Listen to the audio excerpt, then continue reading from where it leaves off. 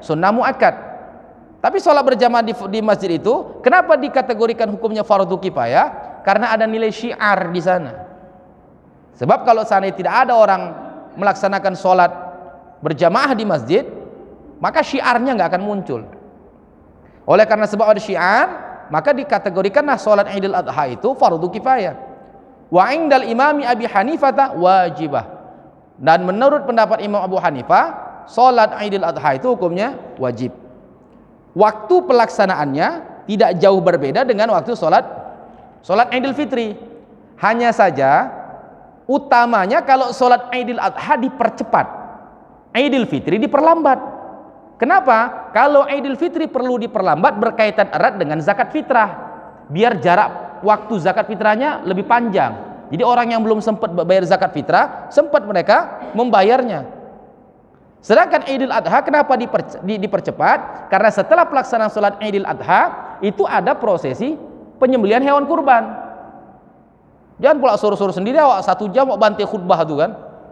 Orang udah lemas-lemas orang. Kalau di dalam masjid masih enak kena AC. Di lapangan pula matahari makin panas gitu kan jam 9 itu.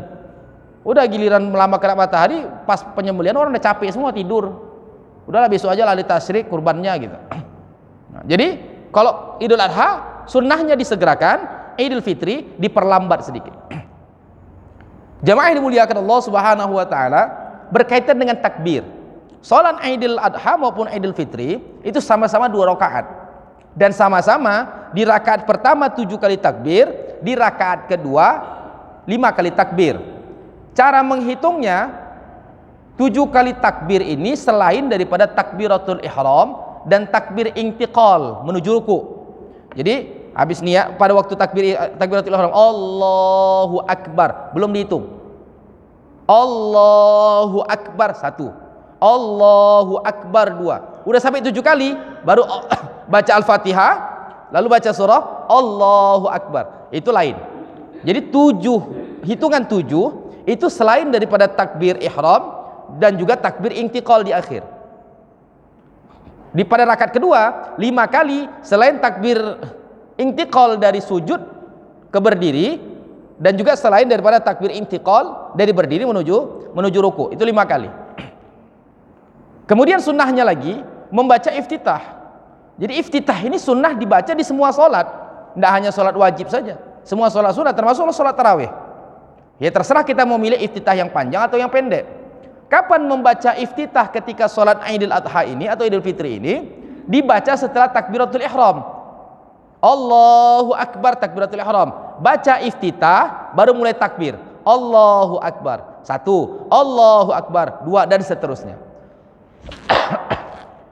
Berikutnya yang disunahkan lagi, di antara takbir pertama dengan takbir berikutnya diselingi dengan tasbih, tahmid, takbir dan tahlil. Subhanallah, alhamdulillah, wala ilaha illallah, wallahu akbar.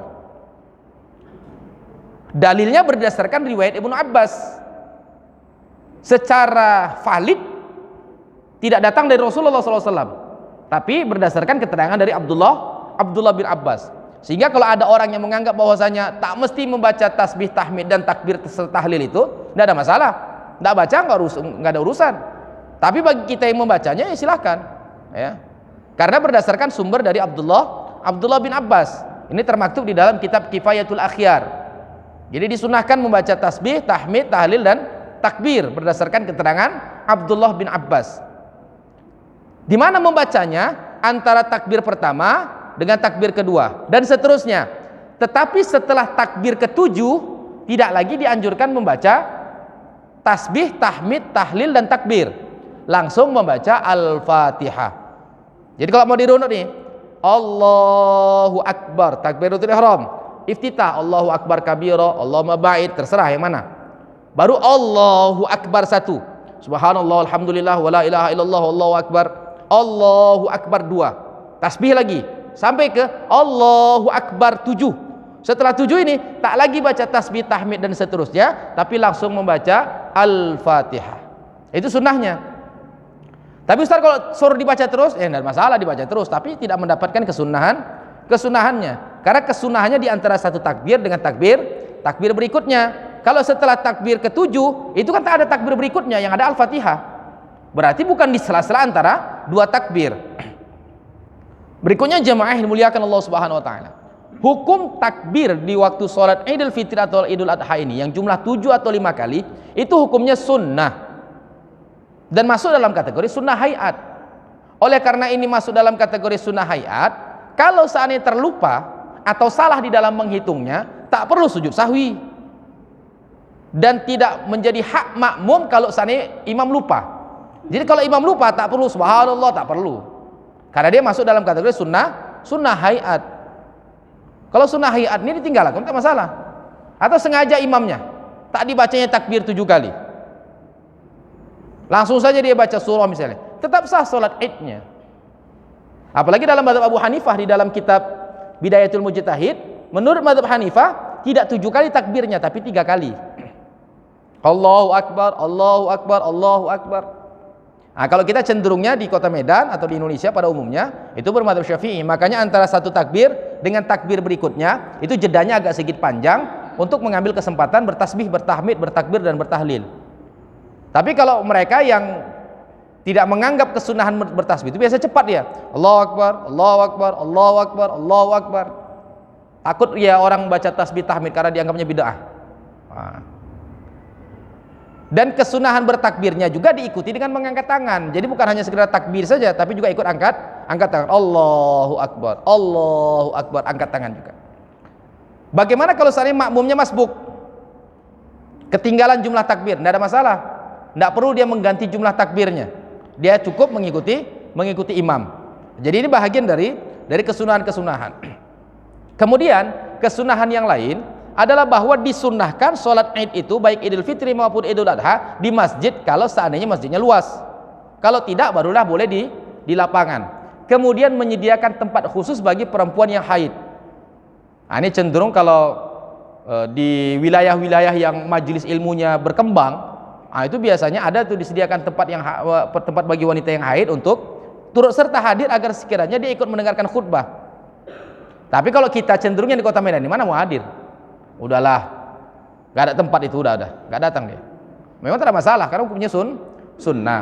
Nah, jamaah yang dimuliakan Allah Subhanahu wa taala, mungkin demikian inilah beberapa poin yang saya sampaikan pada kesempatan kali ini.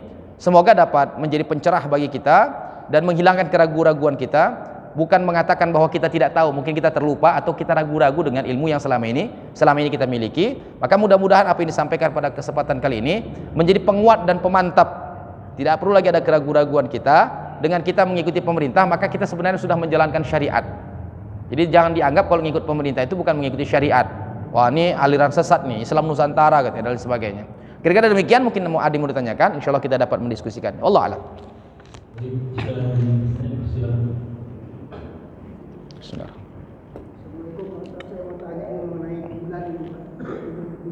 Mengenai? Ya. Mengenai apa? Oh ya. Indonesia. Karena gini Pak, kalau kita berdasarkan bulan, kita kan dari timur. Pertama Irian Jaya, umpamanya maghrib jam 6 di sini udah jam berapa? Karena tahun baru itu contohnya tahun baru. Tidak jam 8 orang itu udah tahun baru.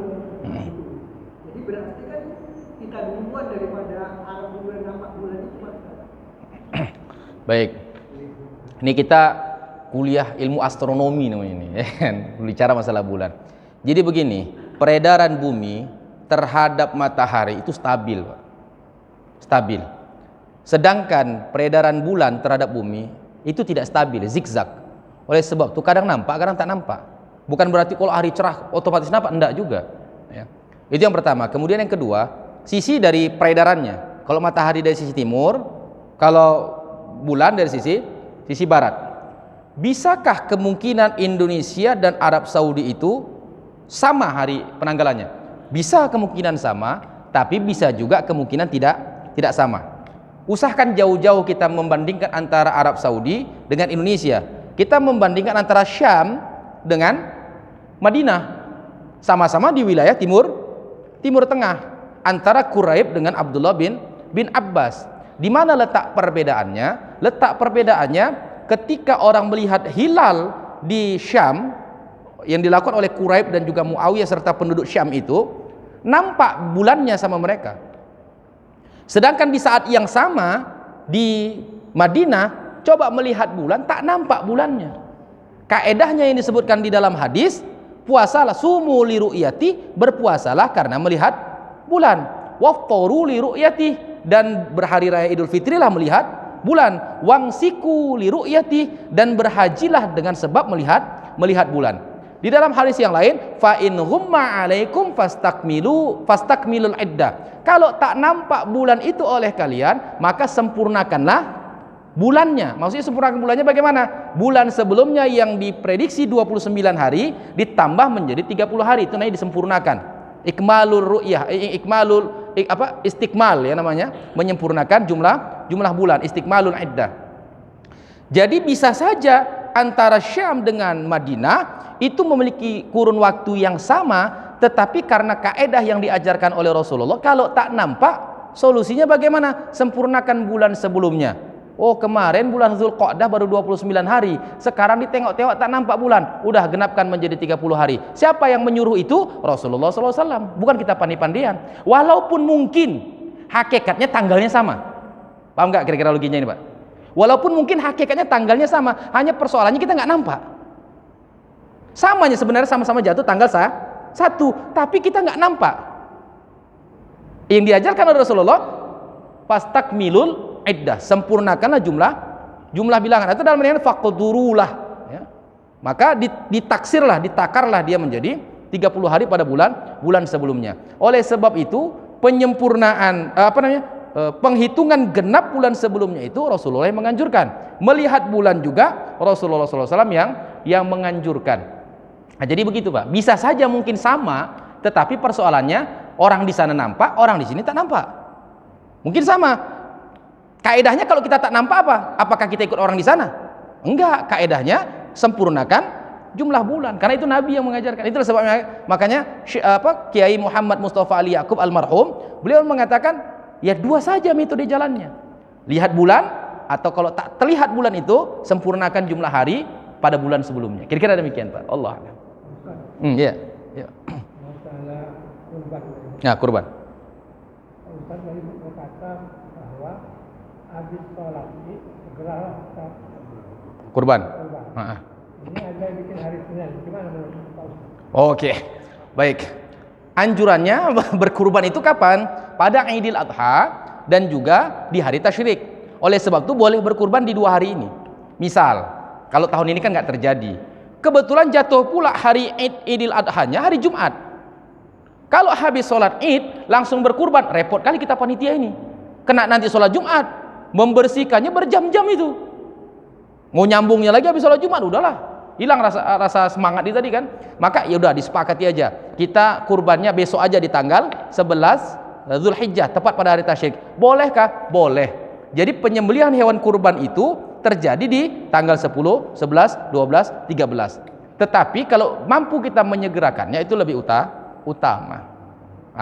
Cuman kalau ada sebab-sebab misalnya kayak tadi itu persoalan-persoalan teknis, maka boleh diundur sampai di tanggal 13 Zulhijjah. Apalagi misalnya jumlah hewan kurbannya banyak, panitia terbatas, dicicil.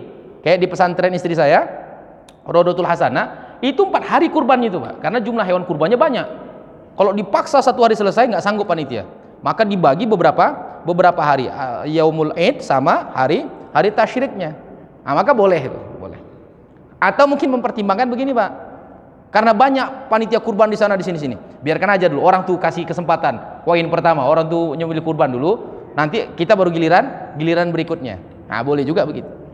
Intinya boleh di hari apa aja, ya. Jadi kalau ada yang kurban ngasih misalnya ngasih 1 lembu. Ini kan misalnya ada dinas ini atau dinas mana gitu. Ngasih bukan siapa namanya. Nanti teman-teman nama siapa gitu.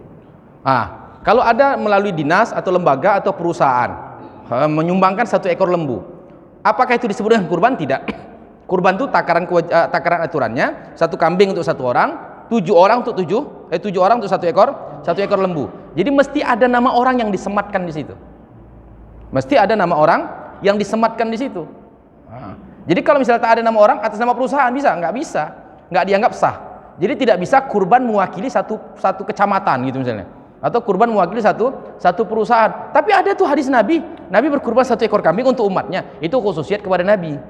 Karena sebab apa? Di dalam hadis yang lain Rasulullah menjelaskan 1 ekor lembu untuk 7 orang. Maka kita mengikut apa yang disabdakan oleh Rasulullah SAW berkaitan dengan jumlah tadi itu. Ini juga yang dipertanyakan oleh jamaah. Jadi Ustadz, kalau seandainya kita berkurban untuk orang yang sudah meninggal dunia bagaimana? Berkurban untuk orang yang meninggal dunia menurut pendapat yang paling sahih dalam mazhab Syafi'i tidak sah kecuali orang yang sudah meninggal dunia itu sebelumnya dia berwasiat. Nah, kalau seandainya aku nanti mati, kurbankan 1 ekor untuk aku ya, maka boleh dikurbankan. Tapi kalau tidak ada wasiat, kurbannya dianggap tidak sah. Kenapa? Karena kurban dalam mazhab Syafi'i dikiaskan kepada zakat. Zakat, kalau kita tidak membayarkan zakat orang lain yang bukan ada hubungan dengan kita, bukan tanggungan nafkah kita, maka mesti minta izin dulu sama orangnya, baru dianggap zakatnya sah. Kalau tidak, tidak sah. Begitu juga dengan kurban. Kalau kurban kita mau mengkurbankan atas nama seseorang, minta izin dulu sama orang itu. Kalau orang yang sudah meninggal dunia, tak bisa kita mengetahui izinnya kecuali dia berwasiat sebelumnya. Jadi Ustaz, kalau untuk hadiah kepada orang yang sudah meninggal dunia, bisa. Namanya ada sama kita. Taqabbal minni Sugianto misalnya kan. Kemudian berdoa, ya Allah, pahala kurbanku ini kuhadiahkan ke umatku. Nah, itu boleh. Tapi tetap kurban itu atas nama kita. Cuman hadiahkan pahalanya kepada orang yang sudah meninggal. Kira-kira demikian. Hah? Iya, badal. Kalau badal juga harus ada wasiat. Iya, silakan.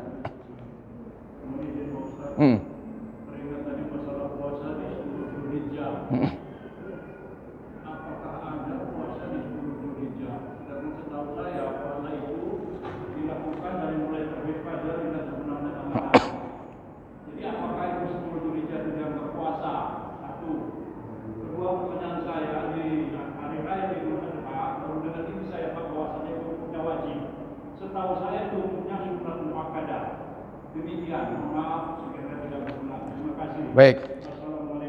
Waalaikumsalam warahmatullahi wabarakatuh. Bagaimana? Kok ada puasa nggak sampai 1 hari penuh? Ya ada. Puasa itu as-shaum, maknanya apa? Al-imsak. Menahan diri dari tidak melakukan sesuatu itu dengan al-imsak, yang maknanya adalah puasa.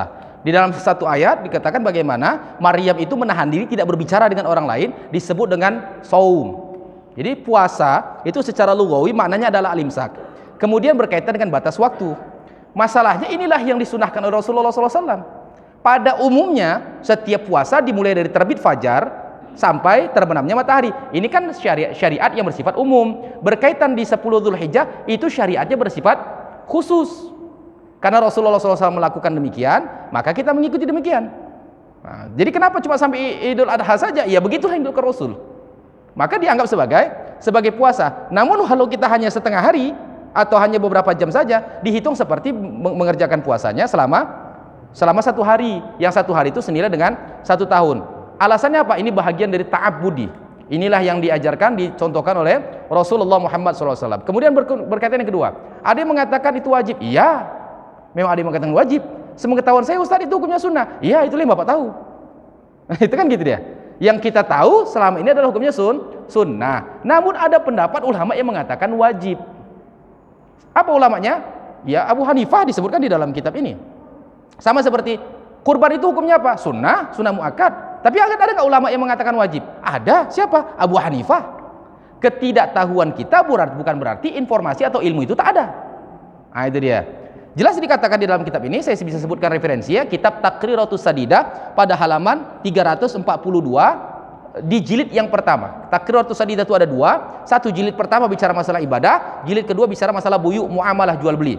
Di jilid yang pertama pada halaman 342 dinyatakan bahwa ada pendapat ulama mengatakan hukum sholat Idul Adha itu ada yang menyatakan fardu kifayah, ada yang menyatakan wajib. Apa dasarnya? Seharusnya pertanyaannya di situ dia. Kenapa dia mengatakan wajib? Kenapa dia menyatakan sunnah? Yang menyatakan wajib jelas dalilnya, bukan gak ada dalil. Apa dalilnya? Ayat Al-Quran itu kan, fasalli, maka sholatlah. Kalimat sholli itu di dalam ilmu nahwu disebut dengan fi'il amar. Fi'il amar itu artinya perintah. Al aslu fil amri lil wujub. Asal dari sebuah perintah adalah kewajiban, maka dianggap wajiblah sholat Idul Adha. Kemudian ulama yang mengatakannya fardu kifayah. Kenapa fardu kifayah? Karena ada min syairillah, ada syiar agama Allah di situ. Jadi kalau ada sekelompok orang saja sudah melaksanakannya, syiar itu sudah ditegakkan, maka yang lain sudah gugurlah kewajibannya. Namun pendapat yang mu'tamad di kalangan mazhab Syafi'i, sunnah muakkad. Nah, yang menyatakan sunnah muakkad Syafi'i. Nah, kira-kira demikian. Allah a'lam bishawab. Habis waktu ya Pak ya. Alhamdulillahirabbil alamin. Wassalatu wassalamu ala asyrafil anbiya'i wal mursalin wa ala alihi wa sahbihi ajma'in. Allahumma arinal haqqa haqqa warzuqna ittiba'ah wa arinal batila batila warzuqna ijtinabah. Allahumma faqihna fid din ya fattah ya alim iftah qulubana bi futuhil arifin. Rabbana atina fid dunya hasanah wa fil akhirati hasanah wa qina adzaban nar. Wa sallallahu wasallam alaihi walhamdulillahi rabbil alamin. Wallahu a'lam bishawab. Ila liqa' ma'a salamah. Wassalamu alaikum warahmatullahi wabarakatuh.